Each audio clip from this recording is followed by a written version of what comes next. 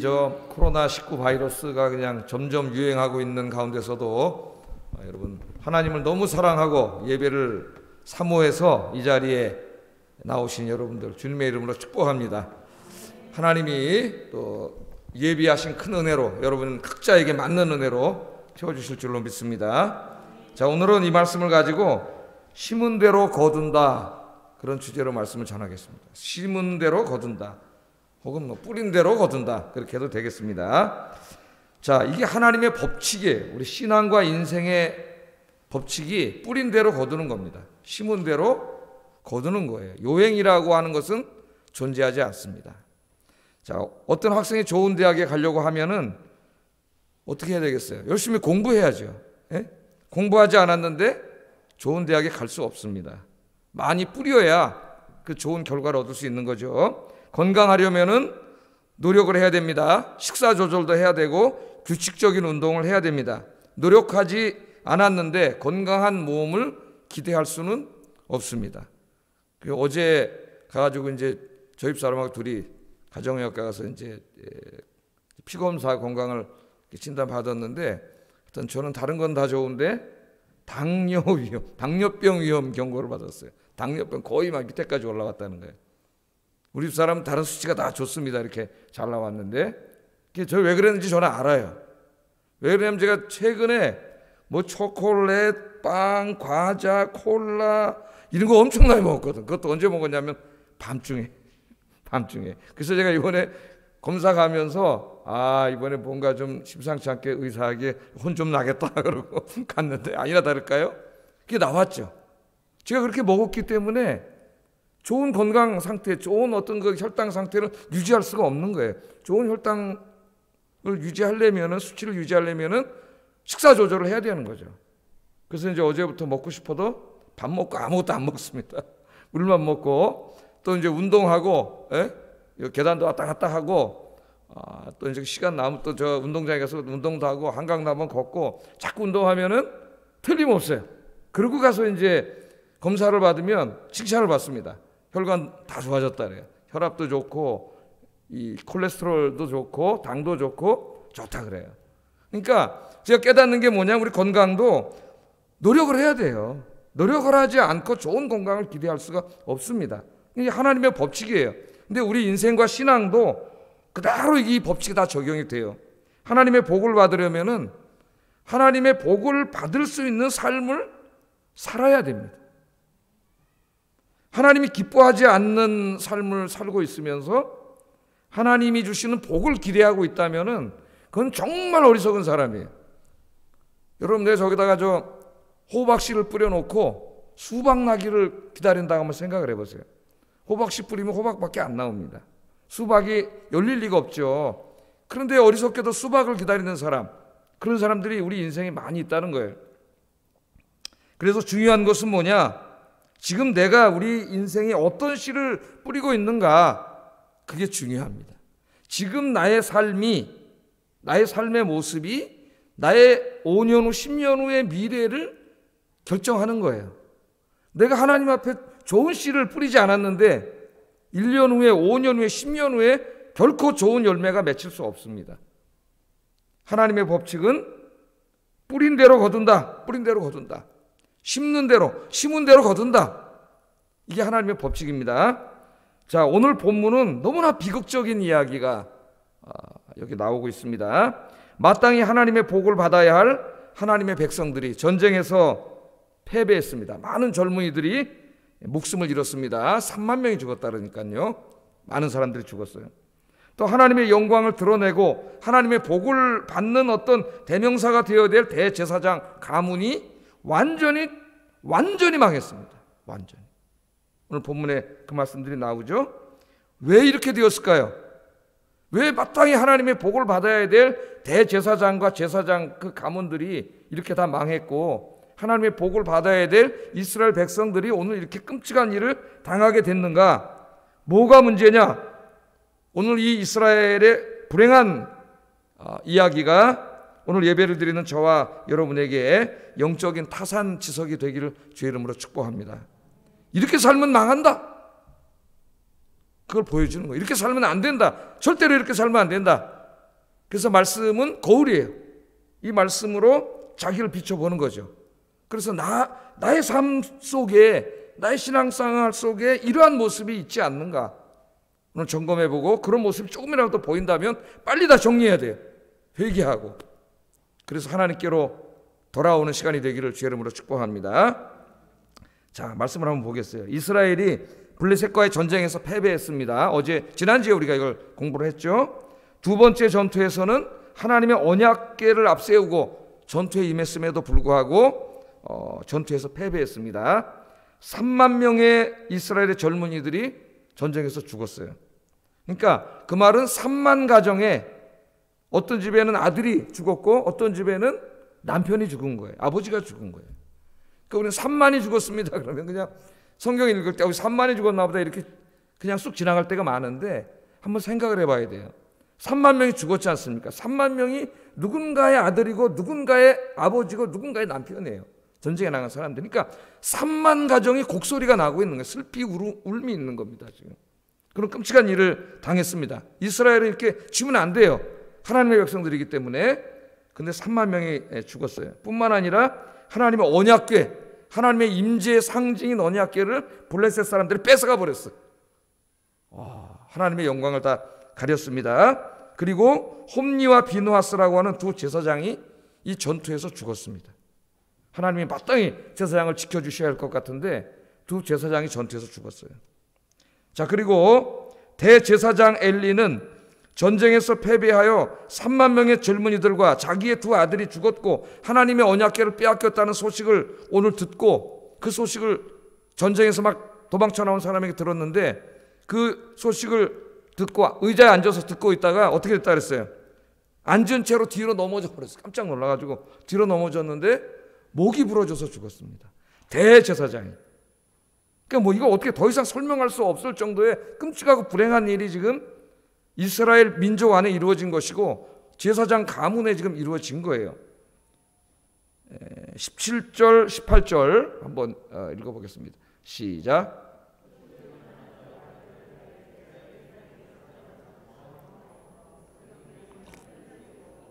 당신의 두 아들 홈니와 비누하스도 죽임을 당하였고 하나님의 궤는 빼앗겼나이다. 하나님의 궤를 말할 때에 엘리가 자기 의자에서 뒤로 넘어져 문 곁에서 목이 부러져 죽었으니 나이가 많고 비대한 까닭이라. 그가 이스라엘의 사사가 된 지 40년이었더라. 단지 나이가 많고 비대해졌다는 말이 문자적인 의미도 있을 수 있지만은 그 상징적인 의미도 있는 거예요. 제사장으로서 이렇게 된 겁니다, 이 사람이. 자, 그리고 그것으로 끝난 게 아닙니다. 이 당시에 이 엘리의 며느리가 아이를 이제 거의 해산할 때가 다 된 아이를 임신하고 있었는데, 이 학교를 뺏기고 자기 남편도 죽고 시아버지가 죽었다는 소식을 듣게 되죠. 예? 제사장의 가문에 시집 올 때는 얼마나 영광되게 시집을 아꼈어요. 그러나 이런 일이 벌어지는 겁니다. 이 소식을 듣고 아이를 조산을 합니다. 갑자기 아이를 조산을 하게 되고 결국 아이를 낳고 이 며느리도 죽어요. 죽음을 맞이합니다. 엘리의 며느리는 아들을 낳고 영광이 이스라엘에서 떠났다고 말하며 자기 아이의 이름을 이가봇이라고 짓습니다. 이가봇. 자기 아이의 이름은 무슨 하나님의 어떤 축복의 이름을 지어야 되는데 하나님의 영광이 떠났다는 뜻을 가진 아주 저주스러운 이름으로 졌어요. 아이의 이름을 이가봇이라 그렇게 졌습니다. 20절 22절도 한번 같이 읽어보겠습니다. 시작. 여인들이 그에게 이르되 두려워하지 말라. 내가 아들을 낳았다 하되 그가 대답하지도 아니하며 관념하지도 아니하고 이르기를 영광이 이스라엘에서 떠났다 하고 아이 이름을 이가봇이라 하였으니 하나님의 궤가 빼앗겼고 그의 시아버지와 남편이 죽었기 때문이며 또 이르기를 하나님의 궤를 빼앗겼으므로 영광이 이스라엘에서 떠났다 하였더라. 아멘. 자기 남편이 죽고 시아버지가 죽고 자기는 아이를 낳는데 이제 며느리도 죽습니다. 죽기 전에 아이의 이름을 하나님의 영광이 떠났다는 그런 뜻을 가진 이름을 줘버렸어요. 이가봇이다. 그렇게 이름을 지었는데 이 이가봇이라고 하는 이 이름 속에 지금 이 시대의 이 불행한 일이 다 나타나 있습니다. 상징적으로. 자, 왜 이렇게 됐습니까? 우리 이제까지 1장부터 공부를 해왔죠. 왜 이렇게 됐어요? 이스라엘이 하나님을 떠나서 우상을 섬기고 있습니다. 하나님을 섬기도록 부름받은 하나님의 백성들인데 하나님을 떠나서 가나안 땅에 들어가 가지고 가나안 사람들이 믿던 신들을 그들이 섬기고 있습니다. 이 내용이 7장 4절에 나와요. 어떤 신을 섬겼는지. 이제 사무엘 때 가서 회개를 하게 되는데 한번 읽어보겠습니다. 시작. 너희가 전심으로 여호와께 돌아오려거든 이방 신들과 아스타롯을 너희 중에서 제거하고 너희 마음을 여호와께로 향하여 그만을 섬기라. 나중에 이제 사무엘이 나와서 회개를 시킬 때에 이들의 현 주소를 밝히는 거죠. 예? 지금 가나안 사람들이 섬기던 신들 중에서 아스타롯이라고 하는 신을 섬겼고 가나안 사회는 다신 사회죠. 많은 신들을 섬겼는데 온갖 잡다한 신들을 다 섬겼어요. 그들에게 예배를 드리고 기도를 하고 제사를 지내고 이런 일들을 다 했습니다. 또 이 시대에 당연히 그러니까 아무도 하나님의 말씀에 관심을 갖지 않았어요. 하나님의 말씀을 들으려고 하는 사람도 없었고 또 하나님의 말씀을 가르치려고 하는 사람도 없습니다. 하나님의 말씀대로 사는데 아무 관심이 없어요. 그 사사기의 특징이 뭐라 그랬어요? 모든 사람이 자기 소견에 오른 대로 살았다 그랬잖아요. 아니 내가 생각해서 내 소견에 오른 대로 살면 되지. 예? 잘 생각해가지고 나에게 어떤 경제적인 이익이든지 어떤 정치적인 이익이든지 나에게 이익이 되는 대로 결정해 살면 되지 뭘 그것까지 하나님 말씀의 뜻은 어디에 있나를 일일이 생각하면서 그 말씀대로 사냐. 예? 그렇게 말하면서 하나님 말씀 관심을 갖지 않았다는 거예요. 어떻게 보면 오늘 우리의 모습과 매우 흡사합니다. 그래서 하나님의 말씀에 관심을 갖지 않아가지고 이 시대는 하나님의 말씀이 굉장히 희귀한 시대가 됐다 그렇게 얘기를 하죠. 우리 3장 1절에 이미 공부를 했어요. 한번 읽어보겠습니다. 시작.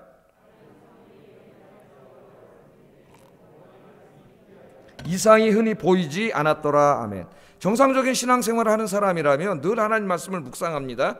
그 말씀을 이렇게 이제 들으려고 교회 와서 예배시간에 말씀을 듣고 배우고 집에서 혼자 읽고 묵상하면서 내 인생을 향한 하나님의 뜻이 어디 있는지 늘 하나님의 뜻을 찾겠죠. 내 경제생활, 가정생활, 자녀를 키우는 이런 문제에서 삶의 모든 문제에 있어서 내가 어떻게 해야 하나님이 기뻐하시는가를 찾겠죠. 관심을 갖고. 예? 그런데 이 신앙이 타락하면 그런데 관심이 없어요. 모든 걸 자기 마음대로 하는 거예요. 자기 뜻대로, 자기 생각대로. 가만히 생각해 보면은 우리가 그렇게 할 때가 굉장히 많습니다. 하나님의 말씀을 잘 찾아야 되는데 그래서 하나님의 말씀이 희귀해졌어요. 아무도 하나님 말씀 자체에 관심을 안 가져요. 그러니까 들으려고도 안 하고 하나님 말씀을 배우는데도 관심 없고 그 일을 묵상하는데도 관심 없어요. 그냥 성경책 들고 교회 왔다가 그냥 또 집에 가면 저기도 식 던져놓고 그냥 또 예배 시간 하나 들고 있다가 또 나오고 그래도 예배까지 나오는 분은 훌륭한 분이 그래도 어느 정도는 하나님 말씀에 관심이 없으니까요. 이 말씀이 현직 제사장이었던 엘리의 두 아들 홈니와 비누하스는 어땠어요? 이 사람들이 여호와 하나님께 드린 제물을 하나님께 드리기도 전에 먼저 자신들이 갈고리를 찍어서 다 먹었습니다. 그러니까 가장 좋은 부분, 우선되는 부분들을 하나님께 드려야 되는데 이 제사장들이 먼저 와가지고 자기가 좋은 부분을 다 가져갔어요. 그러니까 하나님의 것을 자기가 갈취해 갔습니다. 전부 다. 네. 자, 그래서 이 사무엘상 2장 17절에 보면은 이렇게 말하고 있어요. 읽어보겠습니다. 시작. 여호와 앞에 심히 금은 그들이 여호와의 제사를 멸시함이었더라. 그게 하나님을 멸시하는 행동이죠. 제사장이 와서 마땅히 하나님 말씀대로 제사도 지내야 되고 예배도 드려야 되고 하나님께 드린 것을 하나님께 먼저 드려야 되는데 뭐 하나님은 안중에도 없는 거죠. 자기가 와서 마음대로 하는 거예요. 오늘날도 이렇게 타락하고 있는 모습들이 보여지고 있다. 목회자들에게. 목회자들 굉장히 조심해야 되는 부분이다. 목회자가 자기 마음대로 하는 게 아니죠. 하나님 말씀에 더욱 순종하고 말씀대로 더욱 순종하는 모습을 보여야 되는 거죠. 뿐만 아니라 이 젊은 제사장들은 성전에서 섬기는 여인들과 동침하여 하나님의 성전을 음행으로 더럽히는 죄를 지었습니다. 이것도 우리가 다 공부를 했어요. 예?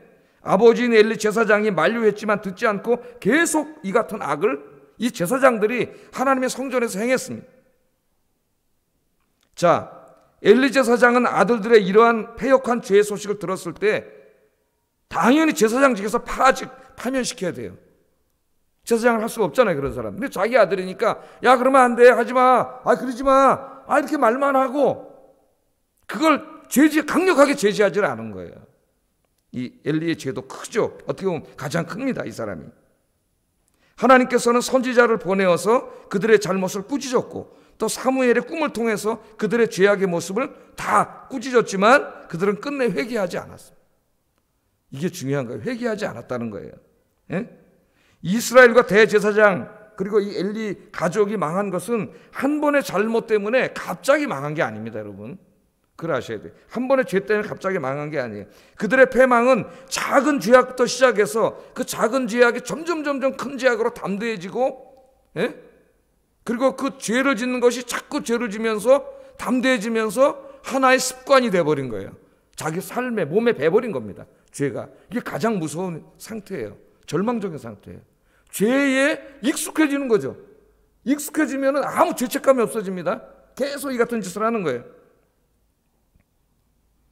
작은 죄악, 맨 처음부터 이렇게 막 음행을 하고 한 건 아닐 거예요. 예? 맨 처음에는 이렇게 제사장으로서 일을 하려고 그러다가 성전에서 일하는 어떤 여성들 중에 아름다운 여성이 있었을 것이고 어떻게 눈에 한번 쓱 들어왔을지도 모릅니다. 그죠? 그럴 때 조심해야 되는데 그럴 때 그 음행의 씨앗이 부러지지 않도록 하나님 앞에 눈물을 흘리면서 자기 마음을 다잡고 기도해야 되는데 그런 작은 죄악의 모습들을 내버려 두면은 마귀가 싹 들어와서 자리 잡아버려요. 마음에. 예? 맨 처음에 그 고기 막 하나님께 성도들이 와서 이제 막 이렇게 백성들이 드린 것들 중에 인간이니까 조금 욕심이 났겠죠. 그 욕심이 나는 그 순간에 하나님 앞에 회개를 해야 되는데 그걸 내버려 두니까 그 죄악이 자꾸 커져가지고 나중에 막 그냥 하나님께 갈고리로 가져가도 하나님이 좀 용서해 주시니까 그래도 되나보다 그러고 막 가져가는 거예요. 하나님의 것을. 그러니까 한 번에 한 게 아니에요.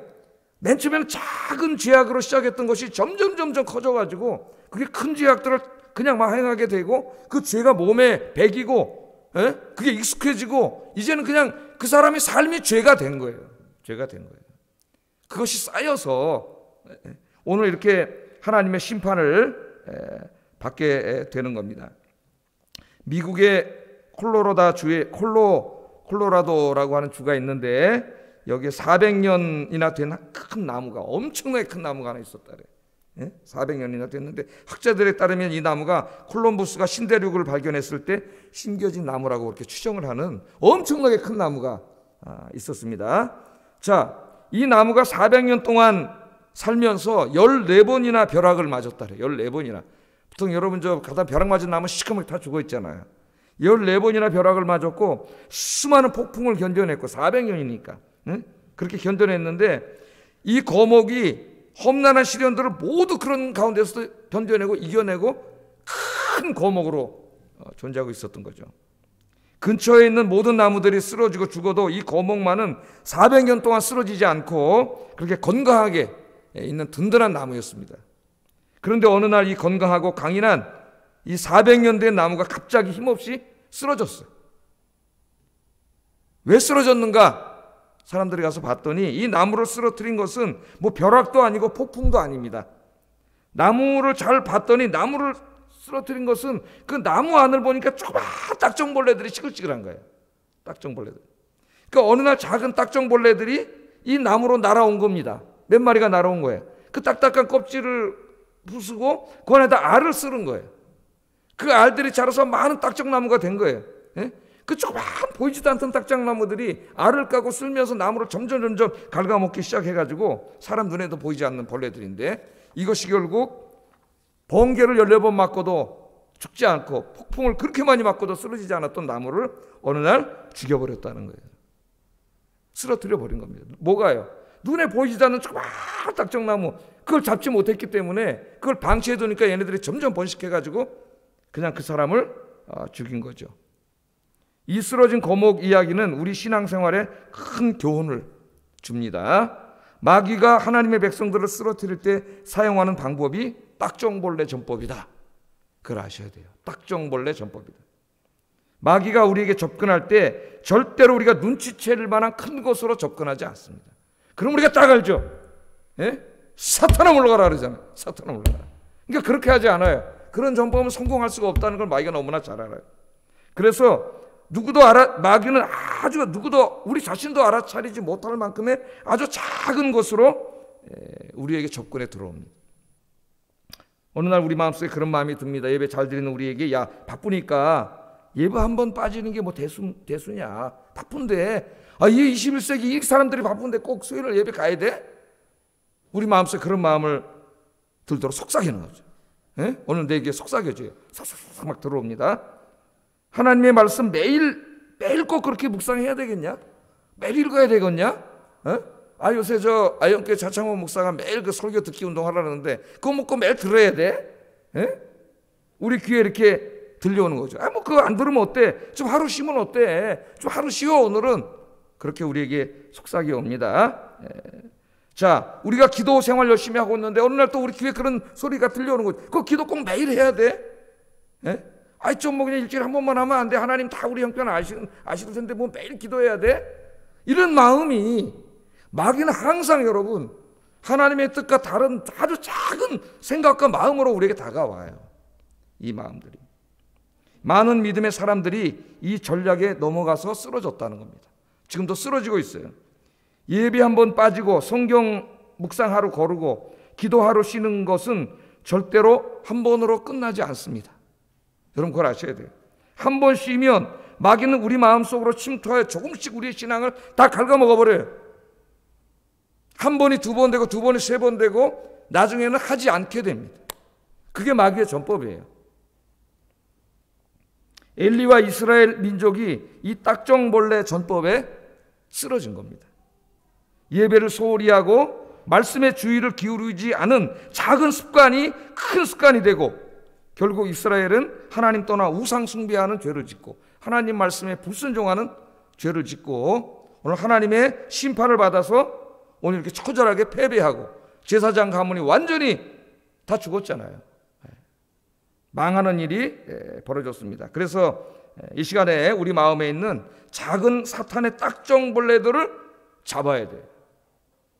딱정벌레들을 잡아야 돼. 성경에는 여우를 잡으라 그랬죠. 작은 여우. 포도원에 침투해 들어온 작은 여우를 잡으라 그랬어요. 이 딱정벌레를 잡지 않으면 이 딱정벌레가 계속 내 안에 있으면서 어떻게 돼요? 알을 쓸고 번식하고 그래가지고 마치 암세포가 번져나가는 것처럼 우리 이 심령에 전부 다 번져나갑니다. 그 어느 날은 갑자기 그렇게 믿음 생활 잘하던 사람이 꽉 쓰러져 버려요. 목사도 꽉 쓰러져 버려요.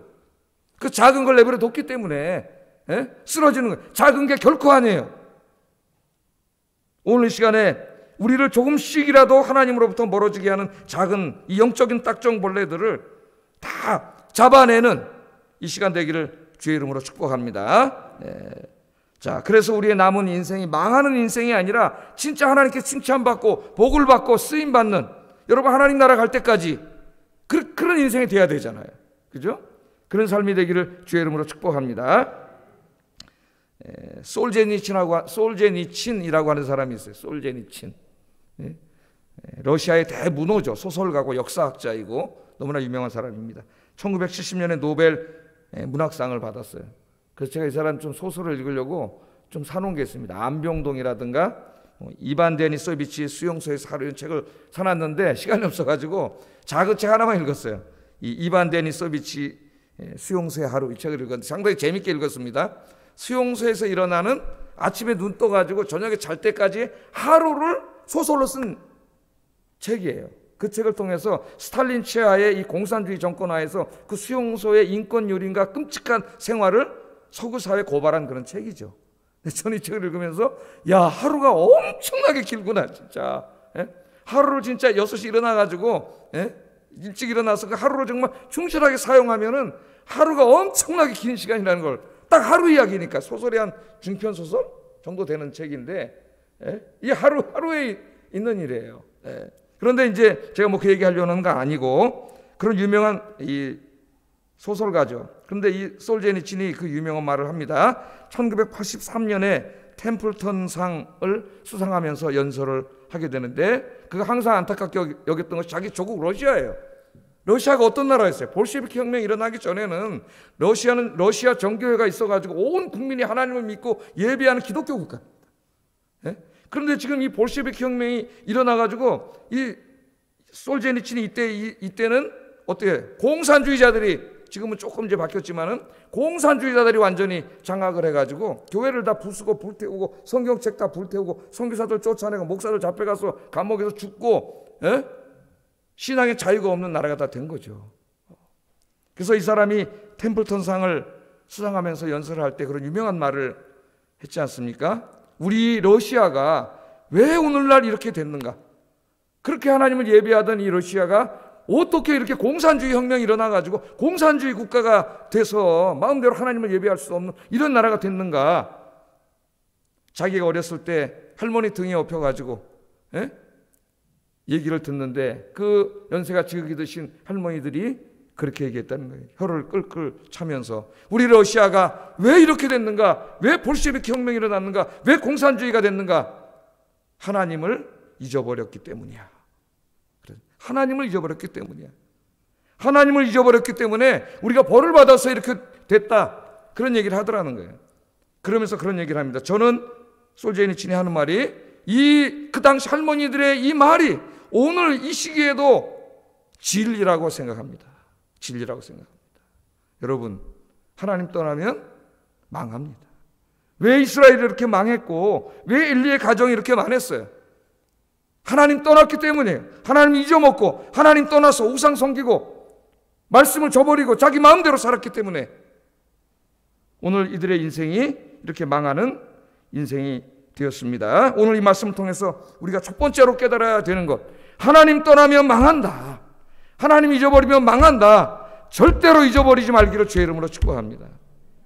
혹시 내 인생에 지금 작은 딱정벌레 하나가 들어와 있는지 그걸 방치해두면 안 돼요. 그게 결국 나를 쓸고 나를 쓰러뜨리기 때문에 그럼 결국 내가 하나님 떠나는 인생이 돼요. 점점 하나님이 기뻐하시지 않는 어떤 나의 자그마한 생각, 나의 삶의 어떤 모습, 습관 이런 것들을 오늘 십자가 앞에 다 내려놓고 여러분 오늘부터 하나님께로 점점 더 멀어지는 게 아니라 점점 더 가까이 가는 인생이 되기를 주의 이름으로 축복합니다. 그러면 이런 저주와 망하는 소식이 아니라 여러분 인생에 하나님의 복받는 소식이 들려올 거예요. 우리의 신앙은 날마다 조금씩이라도 하나님께 조금씩이라도 더 가까이 가야 돼요.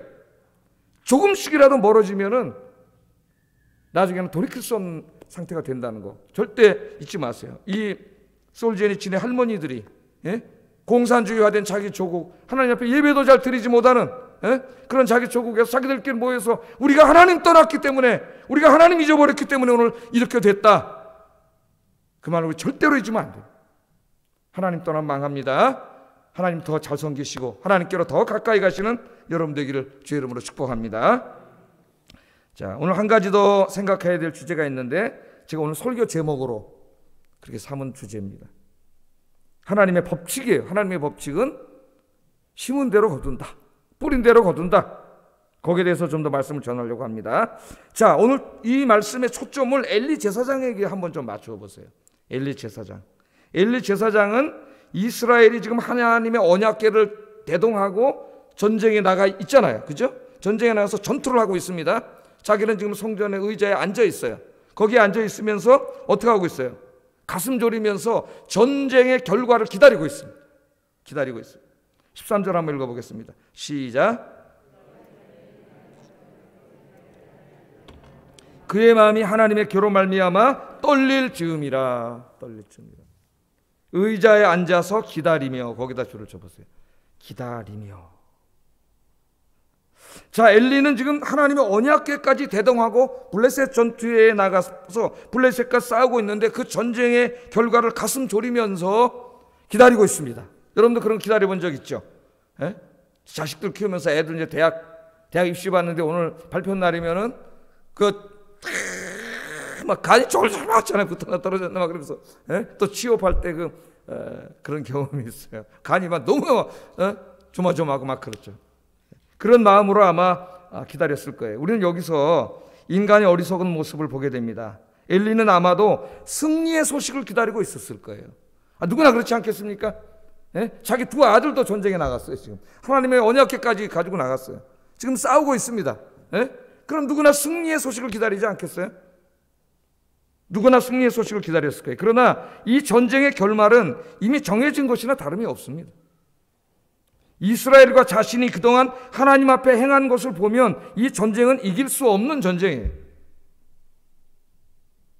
이스라엘은 이제까지 죄악의 씨앗을 뿌려왔습니다.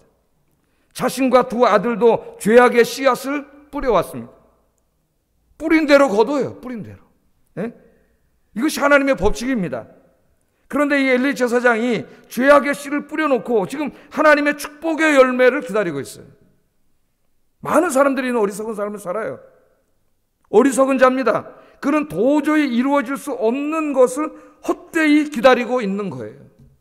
아니, 자기가 하나님 앞에 계속 망하는 씨앗을 뿌려놨는데 어떻게 거기서 승리의 소식이 올 거라고 기다리고 있습니까? 예? 여러분, 신명기 28장에 보면은 하나님께서 이 심는 대로 거둔다, 뿌린 대로 거둔다는 법칙을 이미 정해놓으셨어요. 정해놓으셨어요. 자, 신명기 28장을 한번 보면요, 축복의 씨를 뿌리는 사람은 축복의 열매를 거두고 저주의 씨를 뿌리는 사람은 저주의 열매를 거둡니다. 내가 지금 하나님의 복을 받는 그런 씨를 뿌리고 있다면 당연히 그런 씨를 뿌렸기 때문에 하나님의 축복의 열매를 거둘 거예요.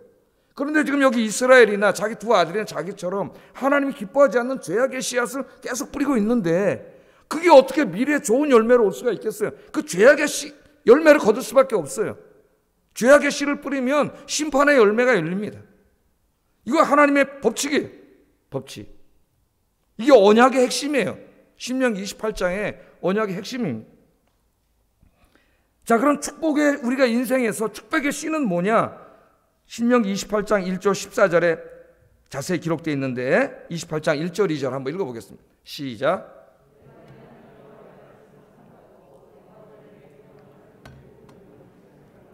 네 하나님 여호와께서 너를 세계 모든 민족 위에 뛰어나게 하실 것이라. 내가 네 하나님 여호와의 말씀을 청종하면 이 모든 복이 내게 임하며 내게 이르니라. 하나님의 법칙을 정해놓으셨어요. 뭐라 그랬어요? 네가 네 하나님 여호와 말씀을 삼가 듣고 내가 오늘 네게 명령하는 그의 모든 명령을 지켜 행하면 네 하나님 여호와께서 너를 세계 모든 민족이 뛰어나게 하실 것이고 네가 네 하나님 여호와의 말씀을 청종하면 이 모든 복이 네게 임하며 네게 이를 것이다. 이게 하나님의 법칙이에요. 법칙입니다. 네가 여호와 하나님을 사랑하고 그 말씀을 듣고 그 말씀대로 순종하고 말씀대로 지키면 네가 하나님의 복을 받는다. 그게 하나님의 법칙이에요. 법칙. 그러니까 여러분이 지금 여호와 하나님을 사랑하고 그 말씀을 듣는 일에 열심을 내고 들은 말씀대로 여러분이 살아가고 있다면 여러분의 미래는 이미 정해진 거나 마찬가지예요. 그렇게 살고 있다면. 하나님 복을 약속하셨잖아요. 어떤 복을 약속하셨습니까? 3절 6절이 놀라운 복을 약속하셨어요. 한번 읽어보겠습니다. 시작. 들에서도 복을 받을 것이며 내 몸의 자녀와 내 토지의 소산과 내 짐승의 새끼와 소와 양의 새끼가 복을 받을 것이며 내 광주리와 떡반죽이 내가 들어와도 복을 받고 나가도 복을 받을 것이니라. 아멘. 우리나라 성도들이 제일 좋아하는 말씀입니다. 제일 좋아하는 말씀. 예? 제가 만일 누구 집에 신방 가서 이 말씀을 읽으면 아멘, 아멘. 그런데 이 말씀대로 기도하면 막 아멘이 막 터져 나올 거예요. 너무나 좋아하는 말씀이죠. 자, 그런데 이 말씀은 어떻게 요행수로 이루어지는 게 아니에요. 이 복이. 이 복이 이루어지려면은 내가 어떻게 살아야 돼요. 지금 이 앞에 전제가 있잖아요. 예? 하나님을 사랑하고 하나님의 말씀을 청종하고 듣고 그 말씀대로 살아. 그 말씀대로 순종해야 돼요. 그래야만 이런 열매가 맺혀지는 거지. 그렇지 않은데 이런 열매가 맺혀질 수가 없다는 겁니다. 하나님께서. 자, 또 계속 나옵니다. 11절 13절도 보면 한번 여기도 한번 읽어볼까요? 나 여러분들이 다 이렇게 복받기를 원합니다. 읽어보겠습니다. 시작. 여호와께서 내게 주리라고 내 조상들에게 맹세하신 땅에서 내게 복을 주사 내 몸의 소생과 가축의 새끼와 토지의 소산을 많게 하시며 여호와께서 너를 위하여 하늘의 아름다운 보고를 여시사 내 땅에 때를 따라 비를 내리시고 내 손으로 하는 모든 일에 복을 주시리니 내가 많은 민족에게 꾸어줄지라도 너는 꾸지 아니할 것이요 여호와께서 너를 머리가 되고 꼬리가 되지 않게 하시며 위에만 있고 아래에 있지 않게 하시리니. 아멘. 아멘. 오늘 예배 드리시는 여러분이 나는 한 사람도 빠지지 않고 우리 아영교회에 속한 모든 분들이 한 사람도 빠지지 않고 다 이런 복을 받기를 목회자로서 원하고 기도하고 있습니다. 그렇게 되기를 주의 이름으로 축복합니다. 그러나 그런 복은 그냥 요행수로 얻어지는 게 아니에요. 하나님의 법칙은 뿌린 대로 거둬요.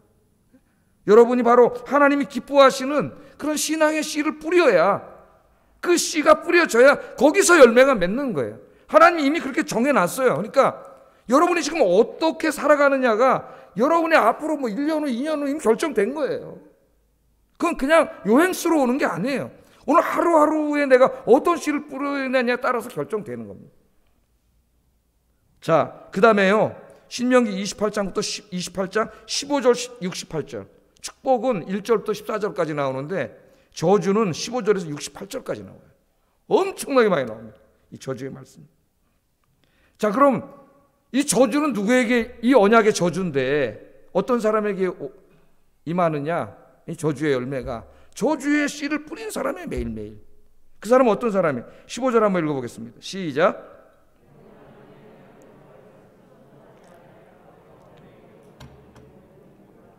행하지 아니하면 이 모든 저주가 내게 임하며 내게 이를 것이니라. 그리고 이제 어떤 저주가 임하는지를 쭉 나와요. 그러니까 어떤 거예요? 하나님의 말씀을 순종하지 않는 거예요. 성경 66권에 하나님이 이렇게 말씀을 주셨기 때문에 늘 내가 이 말씀을 묵상하고 또 이 말씀을 목사님 설교를 통해 듣고 또 성경 공부하고 그러면서 이 말씀대로 살아야죠. 비록 내가 세상에 나가서 경제적인 손해를 보고 인간들에게 따돌림을 당하고 어려움 속에 처하더라도 하나님의 말씀이 일로 가라 그러면 일로 가야 되죠. 말씀에 순종하는 삶을 사는 거예요. 내 이익에 따라서 사는 게 아니라 하나님의 말씀에 따라 사는 거죠. 그런 삶을 살아야 되는데 하나님 말씀을 제쳐놓고 순종하지 않고 내 이익에 따라서, 내 소견에 따라서 내 마음대로 사는 거죠. 그렇게 하면은 그게 바로 뭡니까? 그 다음에 나오는 68절까지 나오는 저주의 씨를 계속 뿌리는 거예요. 그런 불순종의 삶을 계속 살면은 그 미래는 이미 정해져 있는 겁니다. 그런 씨를 뿌렸는데 축복의 열매가 절대로 열릴 리가 없겠죠. 거기에서 28장은 바로 이 법칙을 우리에게 말해주는 거예요. 28장 16절 19절 요거만 읽어보겠습니다. 집에 가셔서는 68절까지 다 읽어보세요. 읽어보겠습니다. 시작.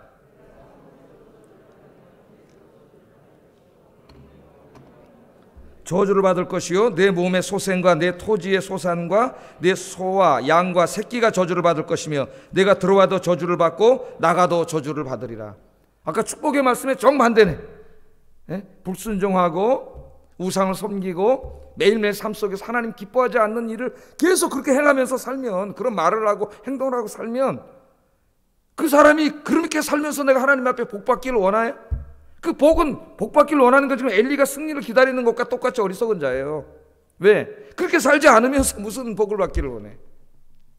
그런 사람들에게는 나가도 저주를 받고 들어가도 저주를 받고 네 떡광주리가 저주를 받고 모든 삶에 저주를 받는다고 하나님이 오늘 여기에 말씀을 하셨어요. 이게 바로 뭐예요? 심는 대로 거두고 뿌린 대로 거두는 하나님의 언약의 법칙입니다. 언약의 법칙이에요. 그러므로 여러분, 우리의 미래는, 내일은 그냥 우연히 오는 게 아니에요. 오늘 내가 어떤 씨를 뿌리고 있느냐에 따라서 그것이 열매를 맺는 것이지 그냥 미래 갑자기 뭐가 열매가 맺혀지는 게 아닙니다. 오늘 하루하루의 우리의 삶이 굉장히 중요한 거예요. 하나님의 법칙은 뭐라고요? 뿌린 대로 거두고 심은 대로 거두는 거예요. 사도 바울은 하나님보다 더 세상을 사랑하고 영적인 일보다 세상 일을 더 사랑하는 갈라디아 교인들에게 똑같은 말씀을 합니다. 신약 시대에도. 갈라디아서 6장 7절 9절 한번 읽어보겠습니다. 시작. 사람이 무엇으로 심든지 그대로 거두리라. 자기의 육체를 위하여 심는 자는 육체로부터 썩어질 것을 거두고 성령을 위하여 심는 자는 성령으로부터 영생을 거두리라.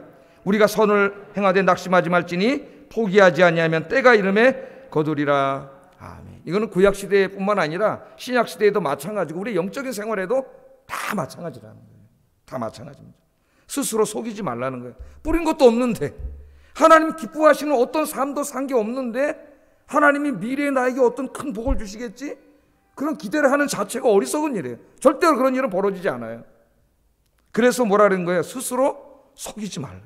스스로 속이지 말라. 하나님은 업신여김을 받지 아니하신다. 이렇게 말합니다. 사람이 무엇으로 심든지 그대로 거둔다. 그대로 거둔다. 이 말씀 우리가 경청해야 됩니다. 무엇으로 심든지 그대로 거둬요. 자기의 육체를 위해 심는 자는 육체로부터 썩어질 것을 거두고 성령을 위해 심는 자는 성령으로부터 영생을 거둔다. 그러니까 선을 행하되 낙심하지 말라. 선의 씨앗을 뿌리면 지금 힘들어도 반드시 선의 열매를 거둔다는 거예요. 할렐루야. 네? 우리는 다 미래가 행복하기를 원하지 않습니까? 미래에 복 받기를 원하고 잘 되기를 원하고 우리 자녀들의 미래가 다 잘 되기를 원하고 나의 삶의 미래가 잘 되기를 원하고 다 그렇죠. 하나님의 복을 받기를 원하고 저도 마찬가지고 제가 목회하는 우리 아영교 성도님들이 다 그렇게 복 받기를 기도하고 있어요. 새벽에 맞추고 여기서 맨날 기도합니다. 네? 오늘도 코로나가 이렇게 유행하고 있는 가운데 우리 성도님들 나가서 세상에 생활할 때 우리 하나님이 불성벽으로 지켜주시고 혹시 어떤 그런 바이러스가 들어오더라도 하나님이 다 불로 태워주시고 안전하게 지켜주시고 진짜 여기 있는 말씀대로 우리 성도들 영육간 다 복을 받아서 하나님께 쓰임받는 성도님들 되게 하여 주시옵소서 그렇게 기도를 해요. 그런데 그것은 그냥 기도만 한다고 되는 게 아닙니다. 그 미래의 행복은 그 미래의 축복은 오늘 하루하루의 삶에 달려 있어요. 내가 지금 어떻게 살아가느냐 거기에 달려 있습니다. 내가 진짜 영적인 일에 하나님 기뻐하시는 일에 그렇게 내가 시간을 쏟아붓고 기도하고 그런 말을 하고 그런 삶을 살고 있느냐 아니면 하나님 기뻐하지 않는 삶을 사느냐 거기에 따라서 그게 씨 뿌리는 행동이기 때문에 그 씨를 뿌리면 그 씨의 열매가 나잖아요. 호박씨 뿌리면 호박이 나고 수박씨 뿌리면 수박이 나게 돼 있어요. 그러니까 이 씨를 뿌리면 그게 그대로 열매를 맺습니다. 내가 망하는 씨를 뿌리고 있으면 결국 내 인생이 망하게 돼요. 이게 하나님의 법칙이에요.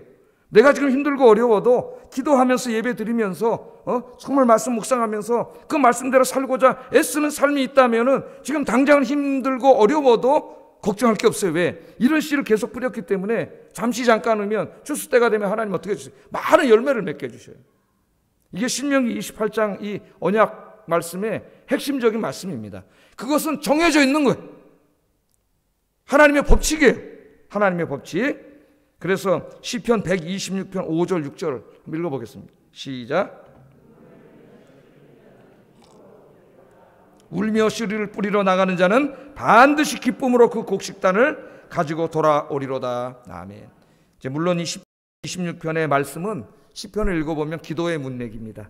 여기서 씨 뿌리는 것은 기도의 씨예요. 기도의 씨. 자기 나라가 바벨론에게 나라를 빼앗기고 70년 동안 나라 없이 살 때에 믿음이 없는 사람들은 하나님을 원망하고 그냥 이방인들하고 섞여가지고 우상 숭배하고 죄 짓고 그렇게 살다 다 망했지만은 믿음이 있는 사람들은 그렇게 살지 않았습니다. 하나님이 살아계심을 믿고 정말 주님 앞에 가서 자기의 죄를 회개하고 하나님을 예배하면서 말씀에 순종하면서 눈물을 흘리면서 씨를 뿌렸어요. 이 눈물의 씨가 바로 그런 씨예요. 기도의 씨. 근데 이 사람들이 나중에 하나님의 은총으로 나라가 해방이 되고 자기들이 복을 받는 것을 체험하면서 이 시편 기자가 쓴 게 이거예요. 눈물을 흘리며 씨를 뿌리는 자는 기쁨으로 단을 거두리로다. 울며 씨를 뿌리러 나가는 자는 반드시 기쁨으로 그 곡식단을 가지고 돌아오리로다. 아멘. 이게 이 사람들의 체험입니다. 체험.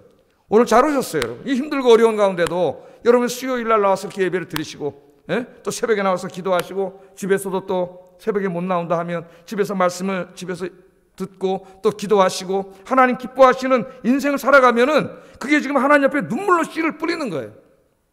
반드시 영육간의 축복의 결실을 맺게 될 줄로 믿습니다. 씨 뿌리는 대로 된다. 뿌리는 대로 된다. 절대 잊지 마세요. 오늘 내가 어떤 씨를 뿌리느냐 이게 굉장히 중요하다는 거예요. 미래는 결정되는 거예요. 여러분 하나님 기뻐하시는 씨를 많이 뿌리시고 영육간의 복을 다 받으시는 우리 아영교 성도님들 되시기를 주의 이름으로 축복합니다. 기도하겠습니다.